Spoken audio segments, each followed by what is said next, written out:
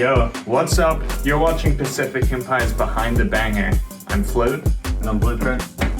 And this is our track, Flatline.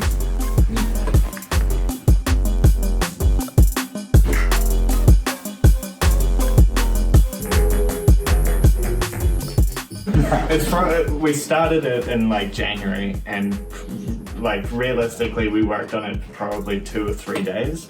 But the overall process, because we were working on other stuff in between, took like, I don't know, like 2-3 months probably. Yeah, 2 or 3 months, yeah. And then it's been like 3 months since we've opened the project.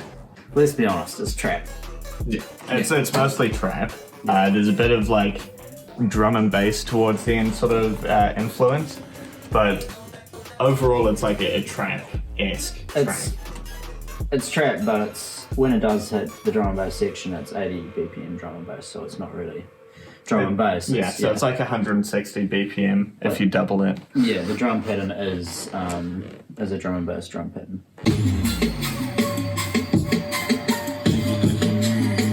So this is the build. Yeah, this is the build. Yeah.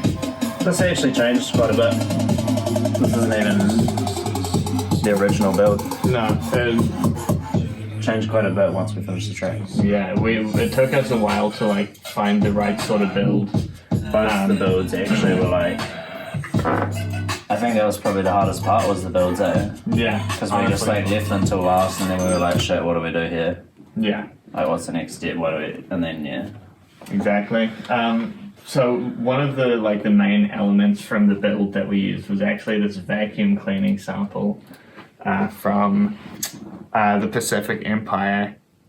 What was it called? Clean and Tidy, that's the one, because we were cleaning the house up. Yeah, so we just like threw that in there with some reverb on it and just pitched it up inside of the clip editor. Just using the transposition here, and just threw that bitch up, and so it's acts as a riser. I'm just wondering. A lot of the core of the track kind of is based around this. That's why we called it Flatline, because it's a heart monitor and it like goes into the flat line.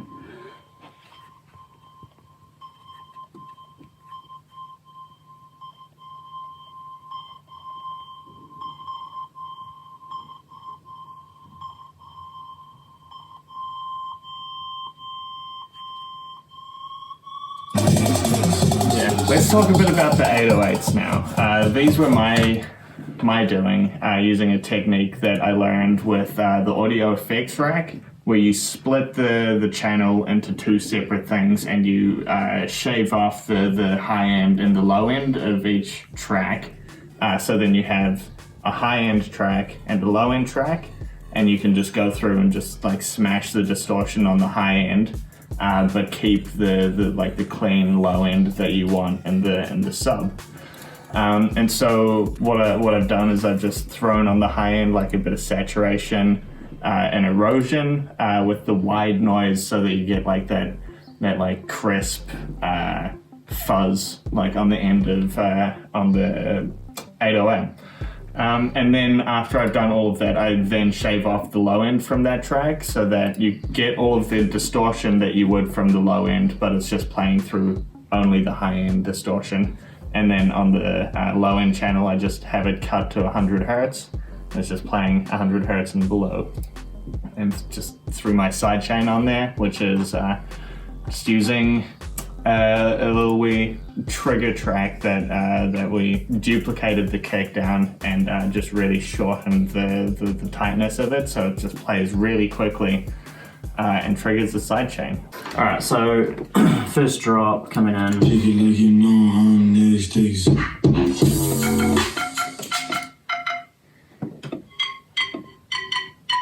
So this is what our lead originally, or almost originally, sounded like. That's the original sound there. And I'm pretty sure that the first thing I did was add Yonan.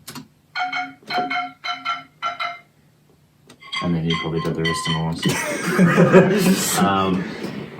So good. I mean, Cool. And then with this reverb, what we've done is we have chucked in a few reverb throws so you get that little tail on the end of the sample. yeah, it's like a nice little fill. You can throw Yeah. like a wub in after that, or like just extend it out, keep it going. There's like a lot of options that you can do with it. Throw like a saturator on it, distort the reverb. If you wanted to, you can just like drag this out here and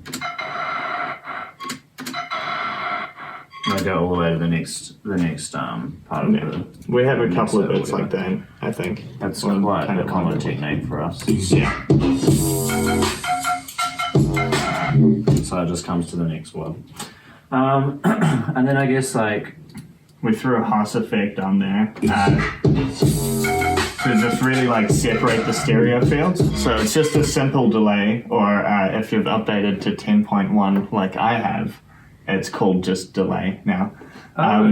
Yeah, I know. It took it out of my favorites folder. It's so annoying. But I just re-edited it, so it's fine. But so you just time on one ear around 20 milliseconds, but we've thrown it right up to 57.1 milliseconds. So it's a really, really like distinct difference between the ears, but it just makes the stereo field sound so much wider. Yeah. and then looking here, we have added a frequency shifter and just automated the frequency. So that gives it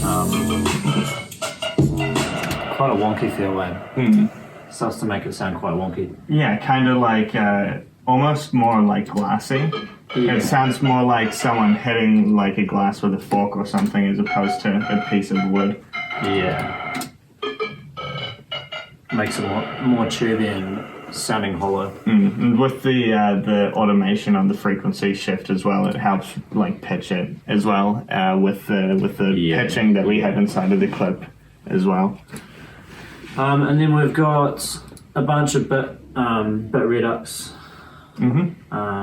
effects here. One of them, this is automated towards the end of our clips, just ever so slightly affect the reverb throw that we've put on the end here. So if we play this sound, it just ever so slightly distorts Like the it sound just towards kind of the like end it. twinkles a little bit. Yeah. You can kind of hear it there. Yeah. It's real noticeable within the track itself, though. Yeah, for sure. And then the utility as well, but that's That's just to bring the volume up during So- the reverb, because the reverb has a tail. It kind of like tails dies off off. at the end, and so you just throw a utility on and crank the volume like 1 or 2 ever so dBs. slightly there. Yeah. It also just increases the volume of the downsampling from the bit redux. Yeah. And then that's pretty much how this first lead sound happens. Oh, what I will say is, where'd I go? There we go. If we come to here, we've also just automated the pitch. Just inside of the clip, just to give Ever so the slightly. just to give it a little bit of motion. So by the time it gets from the first note to the to the end note, it's going down one semitone. Yeah. Coming out of this first drop, We had no idea where to take the track. We had this first section finished, and we were like, what are we gonna do? you're gonna like, why don't we try drum and bass? Did we? I think I suggested it because I haven't made any drum and bass before. Yeah. Or I made one track or whatever on like one of my old aliases ages ago. But I was like, I'm keen to give it a shot, and so I went home one night and you made this like transitional segment and then brought it back. I came back like the next day, and it was just like, this is sick. And so we just went in. I threw a lead in there, the one that's just playing in a sec. So I just resampled some weird sound and like threw a bunch of effects on it and put it into a simpler, which is like a sampler, but it's simple, and played out like a little melody or whatever, and it seemed to sound pretty cool. So we added it in. pretty much, I think, like it came from, like we just did the standard old copy paste for this part here, this section, and then it sort of just flowed from this original drum beat that we had, and then the effects of the heart monitor coming back in as well. And Yeah. we just sort of decided to pick it up there, and then as Alex said, he came through. And I think we kind of struggled with this build up as well, but this is what it is, I guess. It is.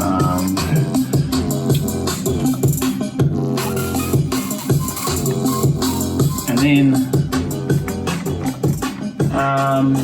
you threw in the lead. You did all these like basses and stuff. Yeah, the basses. What is that channel? Oh, that's right. It's, the basses, I'm pretty sure, were like the Uzi samples. Yeah, so pretty With, much like- what I had done is I just came through and grabbed your 808. Oh, Jesus, what's going on here? Your 808s from the first half and just like made them fit to the drum beat that I'd chucked in. Yeah. Because I pretty much just grabbed that and was like, alright, I'm going to try to throw together a drum and bass drum loop. And I don't know drum and bass, so. Not bad at all. No?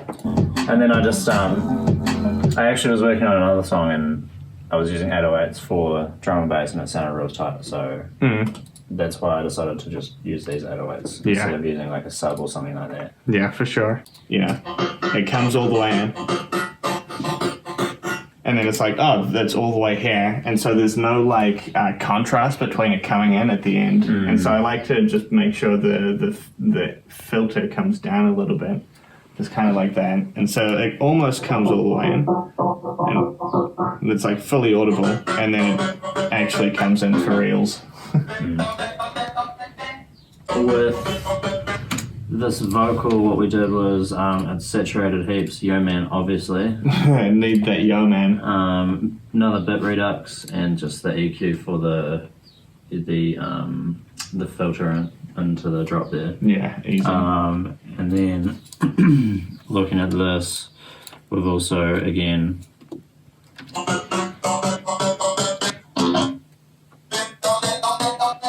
so you can see we've automated the pitch.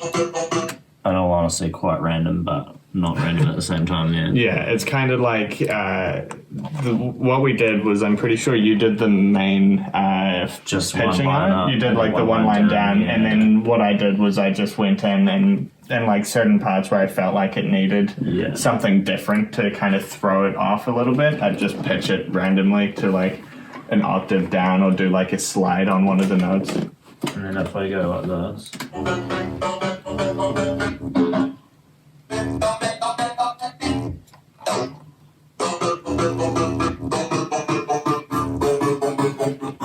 So obviously the 808s are a lot different to the rest as well. Yeah. Just a little bit of pitching on the 808s as well, just to fit the rest of the track. And then on this lead up here, I took like a percussion sound. What I'll do is I'll just take the bit speak off because it's a little bit not working. But the original sound is like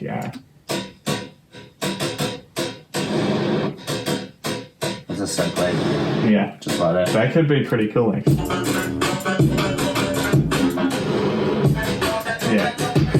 It works too. It does. So what I did was throw a yo man on it, of course. And then after that I had a bit speak so that I could change the pitch and make it sound a little bit more, Bring this back, whatever. what's it called?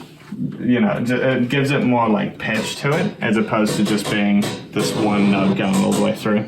You can see the pitch knob is like, you know, being automated to pitch around and all that. And then I throw an OTT on that because you gotta throw OTTs on those suckers, really to like just give it a lot of like oomph. If I flip Maxed this out the mids, the highs and the lows.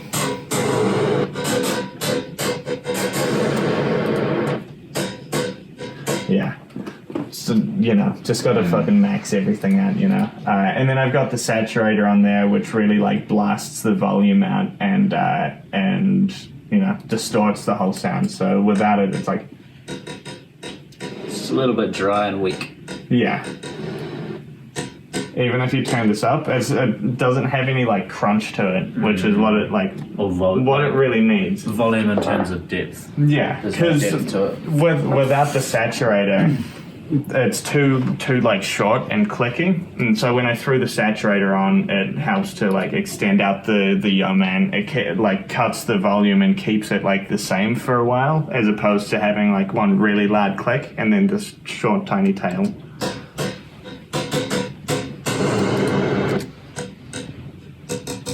Yeah. And then, of course, we've got this one here is a Tahas effect, actually. This one here is more just like a delay to make it sound kind of metallic. Like with that, it sounds like this. But with it, it just like, it kind of makes it like a flam, like it gives it just like a second ghost note right afterwards. Hey, that was Flatline. Is your heart still going, mate? My heart just stopped. To be honest, I don't know what I'm saying right now. Go check out the track on all the stores. Spotify, Apple Music, Yeah. iTunes. I don't think it's on Google Play because we didn't. TikTok. TikTok. Go listen to it on TikTok. Yeah. Follow me on TikTok at flutes_toots. Same with Instagram at flutes_toots. And hit up this guy on Instagram as well. Blueprint Prods. Easy. No underscores, no problems.